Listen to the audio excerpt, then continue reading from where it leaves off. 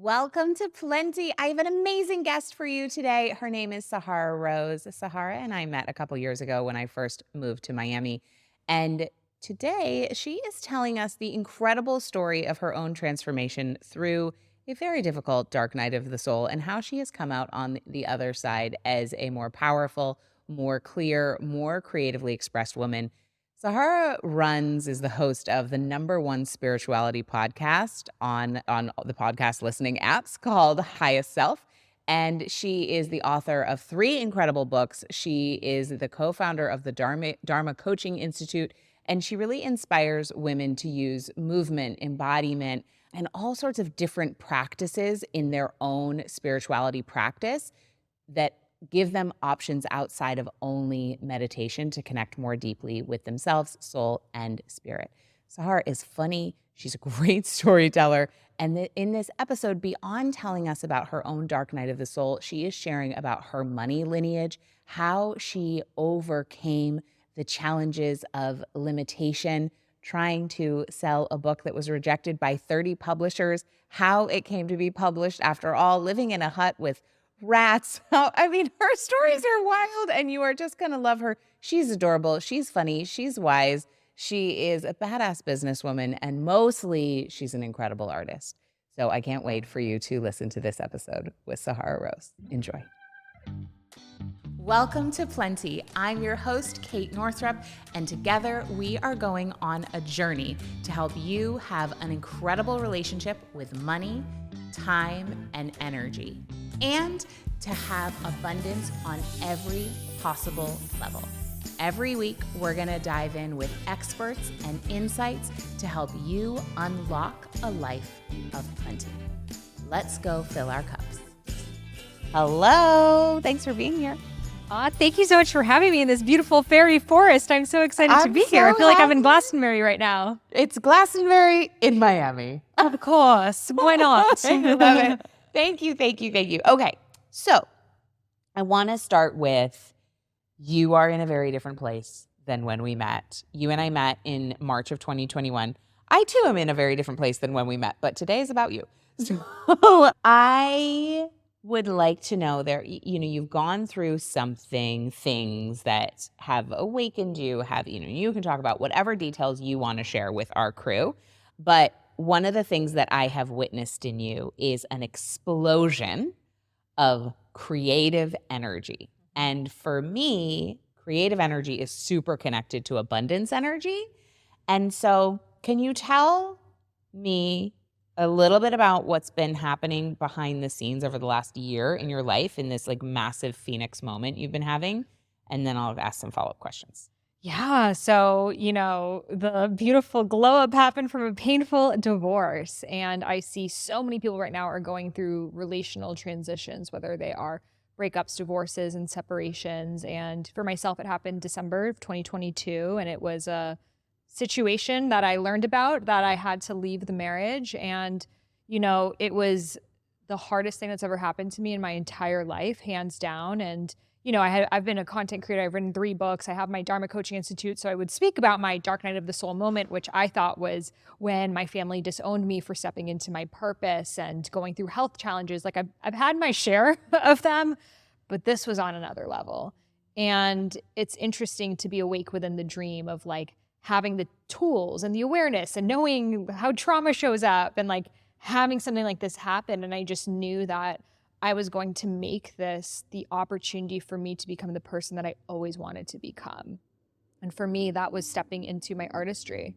I feel so many of us, we come into entrepreneurship because we are creative. And then we lose ourselves in the launches and the funnels and the team and the systems and the this and the that. And it's like, I fucking get it, like you have to figure this shit out. But I didn't step into this so I could do a call to action at the end of my things. It's like, I want to create content that inspires and that is a vessel for who I am at this moment of my life. And, I realized so much about myself through that divorce of just like all of the ways that I had put myself into a cage, like from how a wife is supposed to be, how a person on the internet, an entrepreneur is supposed to be, like all these self-imposed cages and limitations that now, when you have moments like this that just break you. Like I fully died. And then, and there were dark moments in it too. Like there were moments where I'm like, oh, I'm never going to dance again. I'm never going to like bright colors again. Like the old me is done. But I knew even while I was in it, I'm like, I will stay in this and die as long as it takes. And I won't bypass the death to like come into the rebirth and be the shiny new version of me and like come out with the lesson and like be on the podcast. Like I will stay here as long as it takes. And even if I never create content for the next 5, even if I just decide to like turn to another, I will follow this. And it was a blessing because I got to go so deep into my childhood, into my ancestry, into all of these things that were like underneath the surface that I just wouldn't have looked at. And I kind of put my business on the side. It just wasn't important to me. Right now, I needed to dive into my healing. And interestingly enough, now me really stepping into my artistry, producing 5 songs. My first song's coming out in 2 weeks. Yeah, it's just so, I'm creating a spoken word poetry album. But also, even I think I told you, I did this launch for a course I did called Speak with Soul that I literally had recorded on my computer, like just me speaking, because a lot of people compliment me on my speaking from doing my podcast for 7+ years. And so at this point, I was like, this was like February. So this was like 2 months after my divorce, and had to let go of a team member because I'm like, I don't want to have to launch and create that I can't even afford your salary and stuff right now. I had to like majorly reduce everyone. And then I had this course and I'm like, okay, let me just like do this launch like by myself and do it in the most easy way. No funnel, no anything. And I ended up having like like 300,000 plus in like 3 weeks, like and it was a low ticket course too. I know this is about this podcast about money, so I'm just talking about this. But it showed me that like all of these things that we even think we need in a launch is bullshit. Love it. Like at the end of the day, people resonate with vibration. They resonate with frequency. They can feel, and like we think it's the copy, we think it's the video and that. Like no one's ever bought because of Good Email Coffee. They buy because of you. And I feel that because of this divorce, I just took off this mask that I was wearing of just like, yo, this is me crying. This is how I spend a lot of my days. And like, this is just where I'm at. And like that level of rawness and realness just resonated with people. So like without even trying, I remember I was like with my friend, I'm like processing and I like check my stripe. I'm like, what is happening? And I'm like, I think this is God telling me, just keep focusing on your healing. Like, don't go back into your business. Like, we got you, girl. Like, go in. And yeah, I mean, if anyone's gone through a divorce, it will rock you to your core. But when you take it as the fertile soil to become and I know you love, I love a fertile soil metaphor. It ended up being the best thing that ever happened to me. And it hasn't even been a year, which is so fucking crazy. And I'm like a different person. Everything about me has shifted. And while I can't say, oh, now I have this perfect relationship and love, like I've been single since, I've just been like diving into myself, I can say that I fell in love with me more than I ever have before. Well, it's really obvious. I've seen you now. This is my second time seeing you since then. And while obviously I don't see everything you do online, there has been a marked difference. And there is a dramatic difference in your energy and how you show up. And loved you already. So it's not like a better than, worse than, but it's definitely like you are far more available. And it's really interesting to just be like, wow. So, and you shared something about running a live event and feeling different. Can you talk about the difference that you felt when you did that big event for your company? Yeah. So we had this event that we had planned like 2 years before in June called Highest Self Weekend, like 300 people, 3 days, like a big production. And I mean, all I could think about was divorce and processing and this and that. Like I was just like, I didn't have time to even think about like what I was going to wear, And then like the event pulls up and I'm just like, just still in my own process. And I just was my full self, the same version of me that was like, first of all, we often see speakers like do their thing behind stage. They're like, like giving themselves a pep talk and like they're huddling with their team and this. And like, I used to think you needed to do all of that before you got on stage. You had to like prepare yourself to get on stage. And this time I was like, yo, fuck it. Like, I was just sitting I watched every single talk. I did every single thing. I talked to every single person. I would just walk on stage and be the exact same self as me sitting on the chair as me on the stage. And so because of that, I was not tired at all at the end. At the end of the 3-day event, I was just like, okay, like, I guess I'm going to go to watch Little Mermaid now. Like there was no difference in my energy whatsoever because I wasn't putting on a mask. Yeah. Whereas I had done an event with my company in October before, which was right before my divorce. And I was like in that, like, I have to protect my energy. I have to be in my own field. I have to like be in this channeled state to do my talk. And it like hyped it up so much in my mind that like makes you get tired, you know? And then you have like this come down, but it's all mental. And, you know, I didn't plan for this one. I didn't plan what I was going to say. I just showed up as my most vulnerable, authentic self. And we say that so much, but like what that actually looks like is for this conversation to not look different than, like, this is a conversation me and you would just be having. Like, there's no difference in my voice or my anything right now. And like, I feel because of the way I realized I had a mask on in my marriage, it helped me see like all the masks I had on in all these different areas of my life. And I'm just like, it sets you up for failure, you know, because then you end up only being liked for that version of you. And that's not what I want to be in my business, in my friendship, in my relationships, in my anything. So I just stopped. And if people don't resonate with it, then it's better for me to know that sooner than later.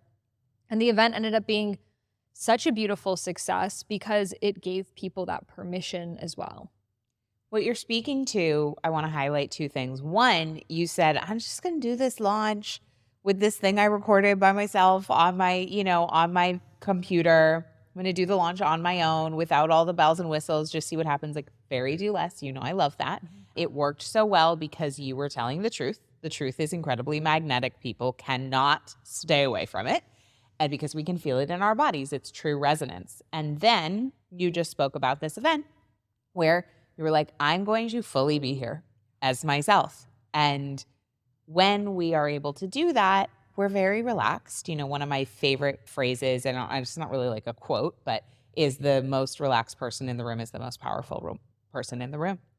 Because we really do conserve a tremendous amount of energy when we're not like doing a show. Now, I am a performer. You are also a performer and an artist in a certain way, but those are expressions of our souls. We're not like trying on a whole thing. So I love this so much. It's just 2 very poignant examples of the power of doing less to have more.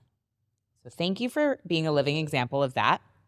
Also, you're so fresh out of this divorce. I'm like so excited for you in terms of what's going to happen next when already you are allowing yourself to transform in dramatic ways. Now, most people, it is very scary to feel like old selves are dying.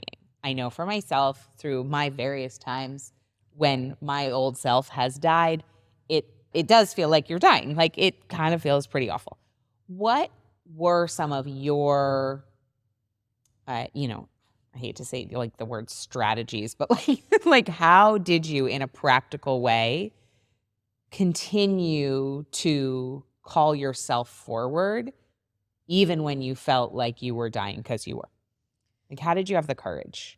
Yeah. So, the first part of it was just really grieving and like really like taking off any of the masks, like, and even the roles, like even the being of the performer, even being the anything, and just like letting myself be a ghoul. Like, that was honestly stage 1. And then from there, it was just like, I couldn't even get into womb healing or anything until first I just really needed to like first just stabilize my heart. When something like this that's very shocking happens, I couldn't breathe out of my diaphragm for like at least the first month. I couldn't fully breathe. I couldn't eat. Your nervous system is in such a state of shock because, with situations like this, you don't know where you're going to live. You have so many decisions. You have lawyers you have to deal with. Like, there's so much. And then this person that you just loved has like become like your enemy. And it's so like mind boggling, and I can't imagine what it's like with children involved as well. Just having the dog was a lot. Yeah. And also being a content creator too, of like instantly going into how am I going to share this? What do I share about this? And like feeling like you owe it to your audience. And that was a huge part of this process Super of tricky. like, what, like, you know, my whole life I've shared my experience, but now there's this other person involved who doesn't want their experience being shared. And that was a whole other thing that's still being navigated, you know? And so there was a lot of confusion. And I think the strategy was surrender. You know, like I never fully understood the word surrender before. There's this song that's like, Spirit lead I me, freaking love then that my song. feet. It's like a Christian song, but Yeah. I remember hearing it a few months before that. And as soon as this happened, like that just became my mantra. And I would just like go to random places, whether I was in like Sedona doing this like healing thing or wherever. And I would just sing that song of just like, Spirit lead me, because there's so much that we don't know. And that's really what this journey has taught me, that like, I don't know is the ultimate mantra. And yeah, and that we will be guided, and just to trust that the right next step will show up when you're ready for it. Because there was so much of me trying to like figure out like, well, what's going to happen then, and this and that. And it's just like, and that just sends you into a spiral. So, you know, another affirmation of mine that I turned into my song was trust, flow, surrender, let go. And I would just tell that to myself again and again, trust, flow, surrender, let go. So that, becoming friends with the unknown, not fearing it anymore, becoming friends with pain. I used to fear pain so much. Like I never wanted to do these cold plunges and things. I was just like, that hurts. Why the hell would I want to do that? And I don't do them anymore. But for a while I was going into cold plunges because it was teaching me somatically, this too shall pass. It's pain is just sensation. I would just tell myself it's just sensation. And then there was a lot of purging that needed to happen as well. A lot of like disgust, a lot of anger, a lot of like shame, a lot of shame that we hold on to as women of like, oh, now I'm divorced. What will people think about me? Especially me being Persian, being Middle Eastern, where like I was raised, oh, divorced women they're failures. They gave up on their marriage. And we still do. Like you see memes all the time of like, why are there so many divorced people? It's like, I don't think most of us wanted that, you know? So many people are leaving abusive situations, infidelity, all sorts of things that it's like, to divorce is the bravest choice that you can make. But our society looks down on you like you're a quitter or a failure, as if staying in an abusive or toxic situation is any better. But I recognize how someone's shame becomes your shame, and then you hold on to it, and how this is passed like this toxic sludge intergenerationally. So there was a lot of purging and lots of voice memoing myself, just like talking things out constantly. Wow. Like I would just voice memo. I mean, I have thousands of hours probably at this point, just recording myself, going on walks and just talking things out. Amazing. Yeah. And you saved them? Mm-hmm. This is such a logistical question. What app do you use for that? Just the voice memo app on your phone. Love it. Yeah. And do you title them? Sometimes, yeah. And then also, at first I was voice memoing my friends, but then I would always send them to myself. So now I have them all. I mean, I still haven't went back and listened to them. Be great for your memoirs. Yeah, exactly. Whenever I'm ready for maybe, that. or Yeah. not. Well, that's an interesting thing because I've gone through life, and I think a lot of us go through life of like, we learn the lesson, we share it, we write a book about it, you know? And with this, I'm like, I also don't want to be a martyr of the story, you know, of like, oh, this happened. And sometimes when you write a book, you have to keep retelling the story again and again, and it becomes your identity. You like brand yourself with it. And it's almost like you market yourself with it. Totally, because then you've written the book. And as you and I both know, by the time the book comes out, that's like a long time after you wrote the book. And then you're doing all the media about the book, and you're still freaking talking about the same thing. I hear you. Exactly. And I'm like, even though I'm so grateful to be able to do that for a career. So it's not right. one or the other. But a big message that came through me like was, you know, I've always been a very musical person. I started DJing and I was a dancer, that I saw this vision of my future self. You know, I never smoked marijuana like at all, but some reason in Trinidad, I just decided to try it. And this future self of mine came through. And she showed me that your books are going to be albums in the future because they're going to be transmissions of frequency. So instead of writing and through the mind telling someone how to become sensual, step 1, step 2, step 3, do this, do that, it's like an album of the frequency of sensuality that one feels. So, and I saw like my future self like home and these like plaques that I had from this music I created. And I thought that that was going to be like a very long-term vision of mine. And then this summer, just melody started coming through, and I started to just like on my voice memo app, I would be like, na, na, na, na, na, na, na, and like record it. And I would find samples, and I started producing music. That the Sensuality album is coming out in February. So Wow. yeah. So it's almost like I had to go through my biggest nightmare to have everything I ever wanted. Well, look at that. Yeah. And, I remember when I was days out of it, I was like, what would Byron Katie say about this? Like, I don't see like the turnaround of it. And it was so hard for me at that point to realize. And now I can see that it's like, we often don't get ourselves out of situations that like God needs to come through.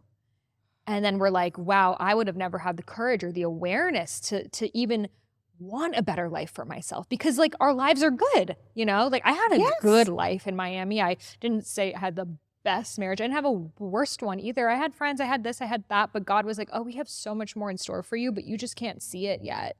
So we need to take you out of the situation and put you into the abyss and the unknown to open your heart so you can feel. Like, I can feel so much more than I ever could before. Like, I have so much more empathy and aliveness and just the spectrum that, I start crying a lot easier, but like today I'm like at the beach, I just cry. But then I can laugh easier too. And it's like, that's why we're here. That is so beautiful. So we were talking before the episode started about, what you have going on promotionally speaking. And you said, you were like, actually, I don't know when this particular launches. And you were like, I'm so grateful to be in a place where like I have a team running that and I don't know what is happening with this launch. So between when you went into a conscious contraction, in January, February, because you knew you didn't want to be like hustling your buns so that you could pay somebody's salary. Like, that's ridiculous. And all of us entrepreneurs have been there at one point or another. So super smart move to like bring it, simplify, right? Between then and now, what has shifted for you in your relationship to your business? And, maybe those were two different arms of your business, whatever, but whatever you want to share, so that now you could be sitting down here with me in nearly October being like, there's this launch happening, but I don't actually even know the date because you don't have to. Yeah. Yeah. So I really gave myself time to heal and grieve. And I took like 2 full months off of work completely. And then starting the end of January, I started to facilitate. And then like I would get these like nuggets of creativity, and I would like do a lot in that period of time, such as the Speak with Soul launch. And then I would like go back into a healing vortex of just like focusing on that. And then, with deeper, I also want to say that yoni mapping and womb healing also was a huge part of the healing process of this, which also opens up your creativity. Yes. So then I would just like in these nuggets of hours, just like channel, like I created a whole new certification, filmed it, launched it, the embodiment certification. And that's been out, like, created a new parent just company. Like came through. Just like came through. That this, it was like everything that all the tools that I had been using on myself from healing with this divorce, that I'm like, oh, wow, like this really works if I was able to transform like really so quickly in the grand scheme of being with someone for 7.5 years in a period of months, which again, grieving is an ongoing process, but I'm like I can't just talk about dharma when this is really the work that has healed me at this point. So the embodiment certification came out, and then, this idea that I've had for a while of creating the Highest Self Institute and the rebranding for that. So I would say so then it would be these bursts of creativity, and it still kind of is like that. Now, the reason why I don't even know when the launches are was I just took our students that were stars and I hired them. So everyone on my team is a former student who's gone through Dharma Coaching Institute themselves. And with that, like I used to just like find people on like different websites and hires, and like none of those ever ended up working out for me, because it was just like often people who saw it as a job. And like these are people who, they have seen how Dharma Coaching Institute has impacted their lives.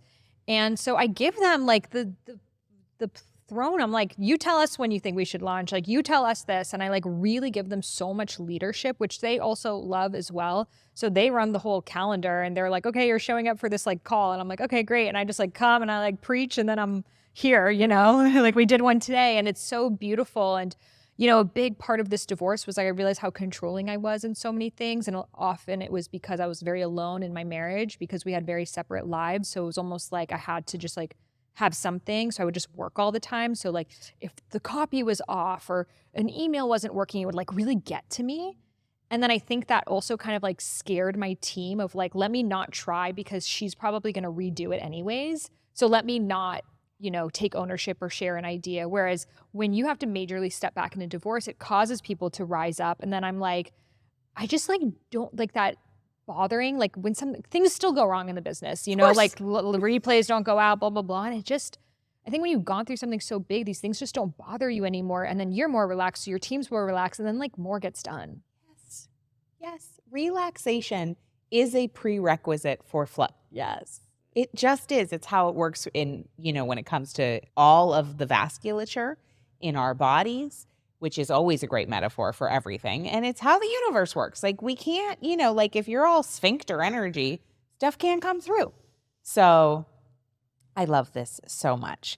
Now, so you have these bursts of creative energy, and then, and I want to know more about you working with your own creative rhythms, because I think we all create in different ways, but we've been taught that the way to create is in this super consistent, linear way. And if you're not showing up and writing 1,000 words a day, or, recording in your studio for an hour a day at the same time, or whatever it is, right? Which, by the way, if that's how you work, that's also wonderful. But if you don't, doesn't mean you're doing it wrong, right? So how have you been in relationship? Talk to me about your relationship with your creativity during these recent months. How are you making space for it? Are you canceling plans when that creative flow shows up? Are you working all night? Like, just tell me more about it. Yeah, so I've recognized my best ideas often come after conversations with people.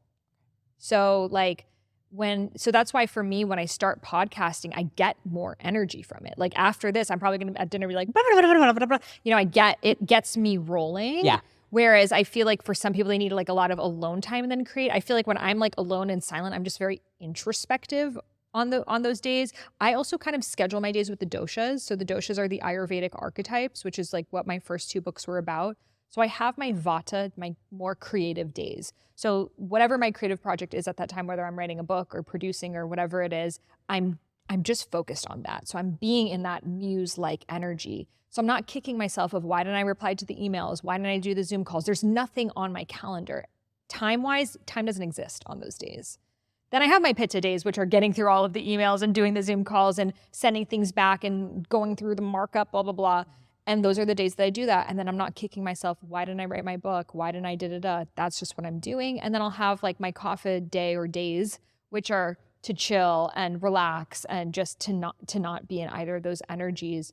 So I feel like that gives me so much permission, because before I did that, I was always like guilting myself of why was I more creative or why was I more productive? And it's just, you just can't be at the same time. And it's all productive in its own way. Exactly. Do you do those days based on what's going on with your body or what's going on with the projects? Is it planned in advance? I love scheduling minutia, so we're getting into it. Yeah. How does that work? It's more like if I have something that's on the calendar, then that will take precedence of like, okay, then that's going to be the pitta day, just because that's the thing. Yeah, because then it's already there, so you'll just work around it. Exactly. Okay. Yeah. And I'll also have like bigger seasons. So like, for example, this summer I had a little bit more space. So it was like a lot more creativity. Whereas then kind of coming into September, I launched my mastermind. So it was a lot more like I had Zoom calls and scheduled meetings. So I wasn't really making music and creative projects. So there'll also be flows like that. But yeah, in terms of like so I've noticed conversation, going on walks, just movement, anything with movement for me, going into nature. The medicine hape has been a very big healer for me, like just getting a lot of downloads from that. Dancing. So yeah, anything where there's like that vata movement energy for me is really how my creativity comes online. Whereas like a seated meditation, like no, that's never how I get my creative ideas. I get much more like kind of inwards when I do things like that. Yeah. Very cool. Yeah. Do you write on your Google Calendar or whatever calendar you use, like this is a pitta day, this is a vata day, this is a kapha day? Or is it just more of an inner consciousness? It's more of an inner consciousness. Okay, yeah. Cool. I love that. Okay, so you have some business partners, and I'm curious, what were some of the things you thought about? I know a lot of folks want to collaborate with people, business partnerships, whatever. I'm in, business partnership with my husband, and we've been through our stuff and it's working great right now. But I'm curious, I know it works really great for you guys. And what were some of the things that you thought about ahead of time? What were some of the agreements you knew you needed to put in place, some of the conversations, and just anything you would want to share around moving into a business partnership so people go into it with their eyes open? Wow. I would say people don't recognize going into a business partnership is going into a marriage. Yes. You know, you really don't realize it. I didn't realize it. I was like, these people are cool. Let's work together. It was like through email and like, that's it. And I'm so grateful. But yeah, I would say, of course, working with people with complementary skill sets as you. So this is for my Dharma Coaching Institute business. So for example, they're a married couple who, you know, Nita, her background is really in operations and managing team, which are things that I really dislike doing.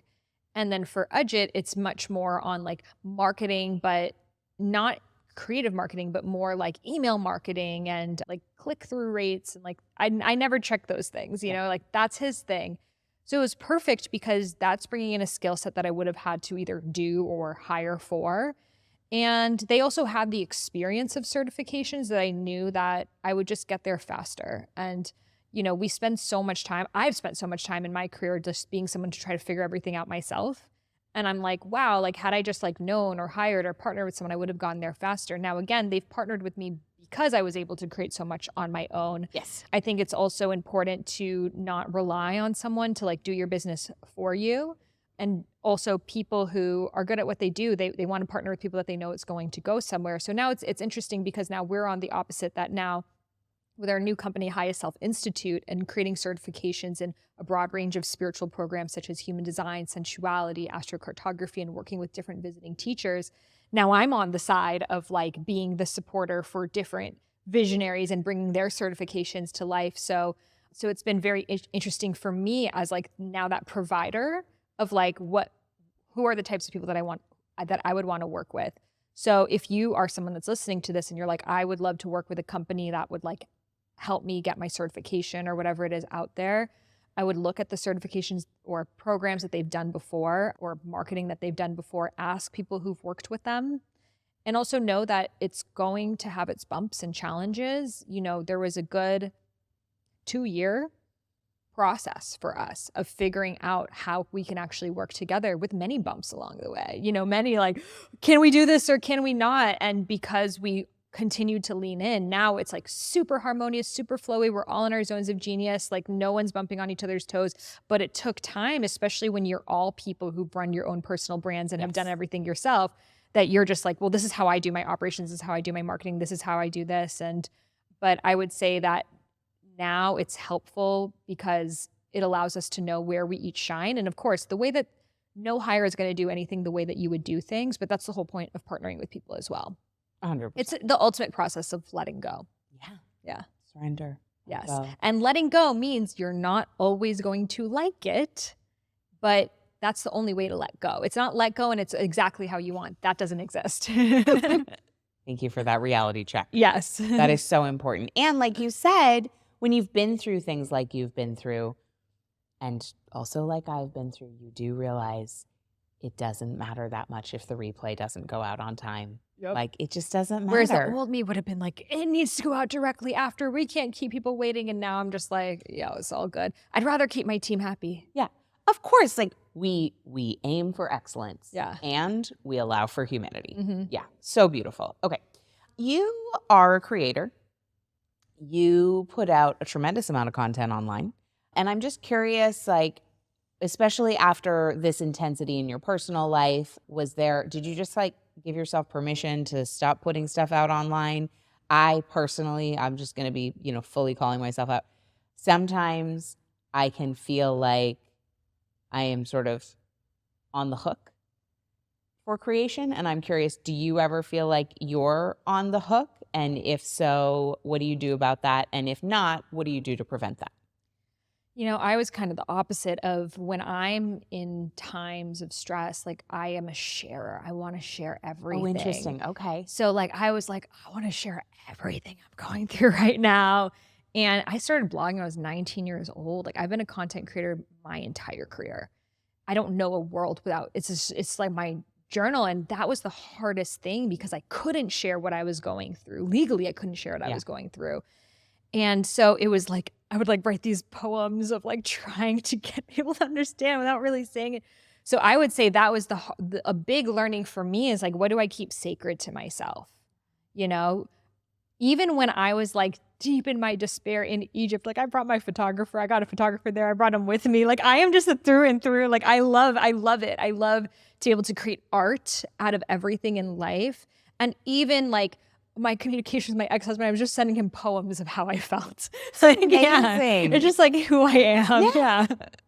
And now those poems I eventually, after this sensuality album, I want to make a heartbreak album. Yeah. So, and it helps me too to get out of my own story, to transmute it into art, because then I'm like, wow, there's something so beautiful about this. It's like the kintsugi, the broken glass that they put with the gold. And so I would say I'm not someone that ever wants to like, I'm a merger. Yeah. I could be in conversation forever. I lose myself in it. But I've had to really learn like, okay, yeah, like some things you need to take time for before you share. So great. So great. Have you read Alicia Keys' memoir, More Myself? So I highly recommend it. And when you spoke about that your future self, your books will be albums. And then instead of being like, here are 5 steps to experience more sensuality or whatever, like it will be a frequency that they receive through the album. It made me think a lot about Alicia Keys and how she speaks about her different albums and those different chapters in her life and how much of herself are in them. Because when we do, I know that I have particular albums that I have listened to at a particular moment in my life and they have healed me, or they have shifted me, or they have helped me. Like one particular song, like the song you mentioned, the Spirit, whatever it is, we'll put it in the show notes. I love that song so much. My husband listens to that song all the time. That like they're very medicinal, and we don't need to be told the steps. Our bodies, our souls know on an energetic level, and I just really love that you're going there. So great. Okay, kind of taking a hard left now. You have created a large platform. How old were you when you came out with your first book? 26. Okay, 26. Yeah. Okay, so you've had your 3 books, like a relatively early success in terms of platform building, financial success, whatever.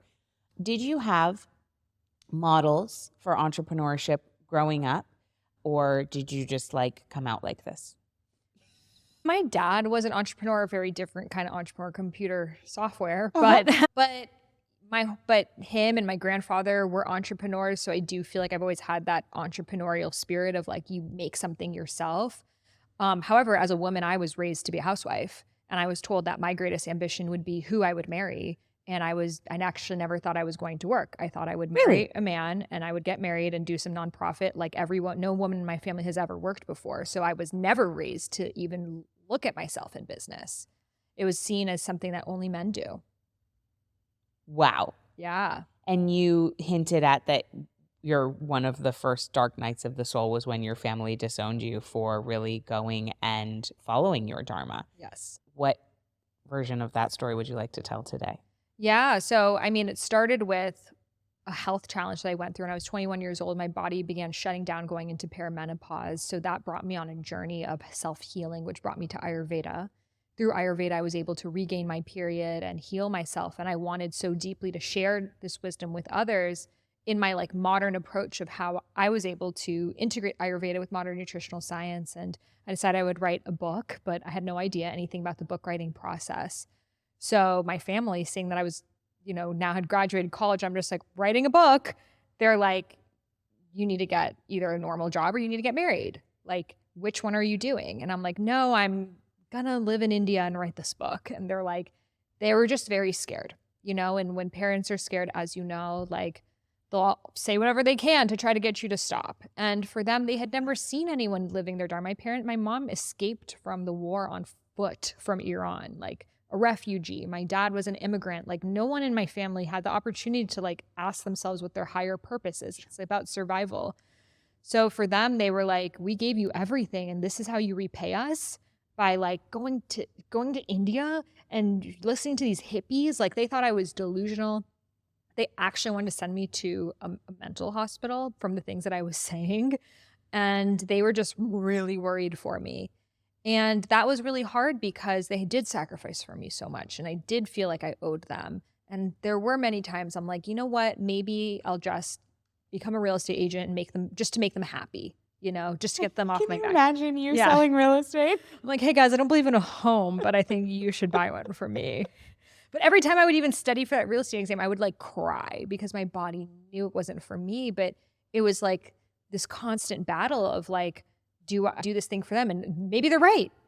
Maybe these are a bunch of delusional hippies telling me to follow my dreams and it's a bunch of bullshit. And like, it doesn't work. I thought maybe this works for people who grew up in these like white modern hippie families. It's not gonna, I've never seen a Iranian person do this before.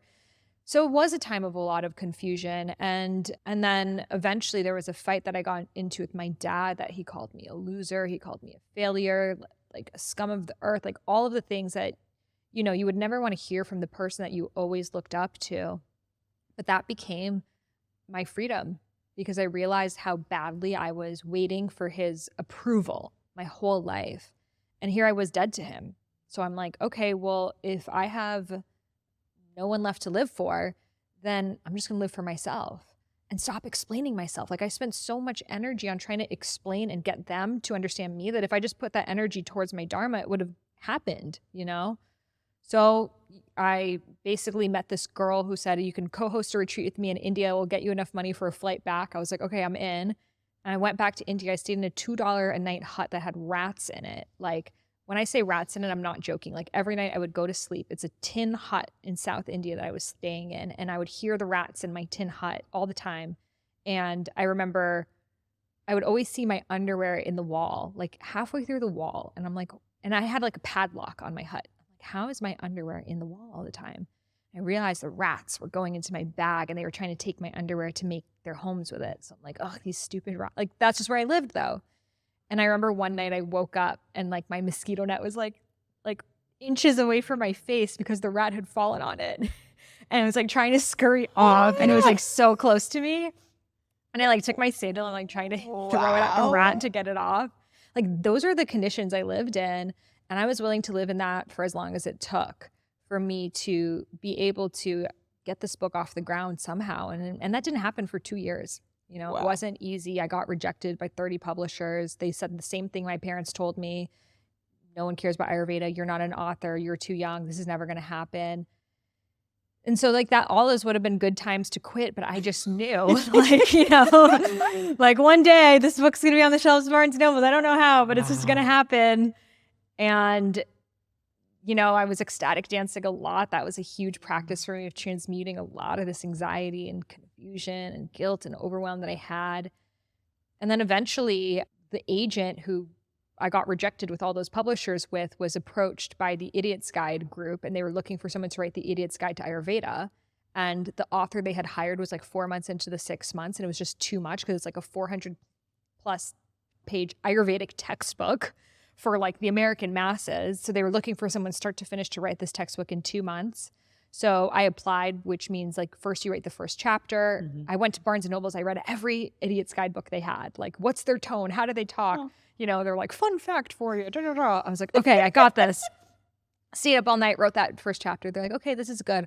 What would the table of contents be? And this is like detailed 16-page table of contents, like every detail you would have in there. Stayed up all night, did that. And they're like, okay, you're hired. You have 2 months to write this. And I'm like, okay, shit. Now I have to write a brand new Ayurveda book in 2 months in another tone. And there was kind of this resentment of like, I don't even want to write this book. I want to write my Ayurveda book. But then I realized but that was making it harder for me to write the book because I'm like, the thing that helped me was I might die next year. So if this is the only book I ever write, let me just give my all to it. Like, let me put my best information, my best content in there. And so I did, and I wrote that book. And then right before I was about to get published, I was at a conference and Deepak Chopra happened to be there. And I walked up to him and, he gave me his email and I sent him the PDF of the book and a whole story there. I don't think we have time for it, but he ended up writing the foreword of the book. And I was like, what the hell? Good. Like, I just went from like sleep. I was living at my grandma's house, had no money. I was selling pants at music festivals on Venice Beach to like now all of a sudden Deepak Chopra wrote the foreword of my book. I was like, what? You know, It's like happening moments right like now. that, but it's almost like you don't want to get excited because you're like, this might be taken away from me at any moment. So I was just like, in this, like, this is too good to be true. Like, brace yourself. And I remember he would do these Facebook Lives every day. And he did this live about like how Kriya is living in the flow. And when you're living in flow, you're always in alignment with your dharma. There's always more. And I remember I wrote him an email. I'm like, hey, Dr. Chopra, do you think that one could actually always live in flow? Or like, do you think that like, you know, you need to have periods of inertia to like balance it out? And he's like, Sahara, if life is not always lived in flow, then something's wrong. And I was like, what? Like, this could be my new normal of like synchronicities and this and a book and this could be my new normal. Like, I was waiting for the other shoe to drop. And I just, you know, kept leaning into it. And then I took that opportunity when Idiot's Guide came out, like getting on podcasts, doing everything I could, like as if this was like my major book launch. It's like an Idiot's Guidebook, but I just treated it like that, you know? And I gave it my all. And they were so amazed by it. Like, I got like the most sales for an Idiot's Guidebook like that year, you know? And then that led to me getting the book deal for my own Ayurveda book, which was Eat, Feel Fresh. And I now realize I needed to write my textbook on Ayurveda and like kind of like pay my dues and like really honor the science for what it was before putting my own twist to I it. love that Yeah. so much. Like, louder for the people in the back. There is so much value. You know, I'm the do less girl. And we're from New England. Yes. Like, gotta pay your dues. There is value in devotion. There is value in showing up. And like, I don't think you have to work hard for everything. I don't think that suffering has inherent value. And also, there's something about showing up and giving something your all. I love that story so much. I've never heard it before. Thank you so much for sharing it. Okay, as we kind of land this plane, can you talk to me about, so it sounds like you grew up in, well, I don't want to assume. I'm curious. What was the environment? What did you learn about money in your household growing up? You did have an entrepreneurial father. So obviously there was some lesson about like you can create money to some degree. And what have you decided to carry forward from your money lineage that you learned? And what have you decided to not carry forward in terms of what you learned? Yeah. So growing up, my dad was a serial entrepreneur and he was also the most frugal person I've ever met. Like, he would give us allowance of $5 a week and we had like this spreadsheet and we had to write down like every dollar, how we spent it. And he was like, I remember me and my brother would go to an ice cream store. I wanted vanilla. My brother wanted chocolate. My dad would be like, well, it costs 70 cents more if we get 2 smalls. So you guys have to agree on a flavor so we can get 1 medium, which is the same amount of scoop. So me and my brother were like fighting, like, no vanilla, no chocolate. And then he would just get his and be like, okay, I guess you're just not going to have any. So like that level, which I, of course, as a child, like hated, but then it showed me like, he was just, you know, when you grow up in a country like Iran, where overnight there's revolution, everything's taken away from you, you count every single penny. And yes, there was a level of massive scarcity there too, but there was this beauty of like, you never live above your means and you're conscious of and he would always tell us, be so conscious of how you spend money and go through your books and know where every dollar is going. Do I do that? No. But it was good to be around. And But somewhere it's in your DNA. I think it showed me like, because I'm never someone that buys designer things. I don't buy bags or, you know, I like re-wearing the same things. And I think that's what it instilled in me, that whereas I feel like a lot of times people who, you know, because now my business makes like multiple 7 figures. I could be doing the Chanel shit, but I don't want to. Mhm. I think because I realized the value of money. Interestingly enough, what showed up for me in my money story was in my medicine ceremony. It showed me my grandfather, my dad's dad. You know, I don't know how much time we have for this story, but it was pretty crazy. So my medicine experience was really about like, as a child, I was misunderstood. I'm like, why was I misunderstood? Well, because my dad didn't have a great childhood because his father was absent. So my dad always had to strive to be the best to get validation. So I'm like, well, how could we heal my dad's inner child, heal my grandfather? showed me my grandfather when he was 6 years old. He walked into the market stand where his parents worked, and his mom was about to die from opium. Opium is very heavily used in Iran back then. And seeing his mom about to die, his dad was like, you need to run the market stand for you to, be able to afford for your mom getting medicine. So he was like working, working, working, and then eventually became successful with that market stand. And then the neighbors would see, and then he made more money and that became more successful. And then before he knew it, like he became this entrepreneur. But underneath that was this fear of, if I'm not always making money, I will lose the people that I love. So my grandfather died when he was in his early 40s from heart attacks, from strokes, from working so hard. So he, of course, wasn't able to be there for my father because he was in a wheelchair and, and died very young. And so my dad never had, and so it just showed me like this ancestral trauma of the way that we have prioritized our work over family, thinking that to be a good father, and even for me, like I kind of became the provider, even in my marriage, of like, okay, well, I can do this, so let me do that, and like at what stake. So a huge thing that I'm learning, and something that I don't want to repeat, is like not being in another dynamic where money is prioritized over connection and family, because at the end of the day, that's what you remember. And at the end of the day too, like, money is a tool and I'm so grateful for it. It's provided me so many experiences and it's allowed me to have the time to heal in my marriage, and having a sense of dharma and a sense of purpose, especially as a woman, is so important. But when it just becomes just about the money, which I see majorly happening in the coaching industry and makes me so sad, it's like, what are we really doing this for? So to really come back to our bigger why, and again, like, to continue to sit with our mortality. At any moment we could die, and like, is the thing that we want to put out into the world like just about money, but really seeing money as a tool for us to share our full expression. Thank you for that. Yeah.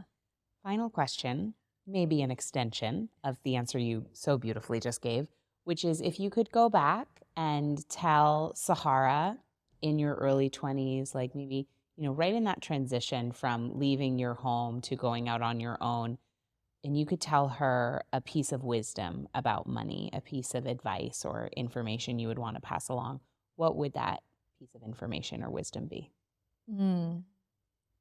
Focus on your dharma and the money will come. From living your dharma, and when I say dharma, your soul's purpose, only what you can do, the thing that is irreplaceable from you, that's coming from your soul, that's coming from like, it's like birthing through your heart consciousness and wants so deeply to be expressed through you, that you're like, I would forever regret not sharing this. That's where your greatest abundance is going to come from. And like, thank God I did become the real estate agent, because I actually, first of all, probably wouldn't have made as much money anyways, because I would have sucked at it, and there's some people that love it, Of course. And it just shows, it's like, they say, do what you love and the money will come. And it takes time. It wasn't overnight. It was like, I was okay with just having enough money to live and being able to be an author. That would have been enough for me.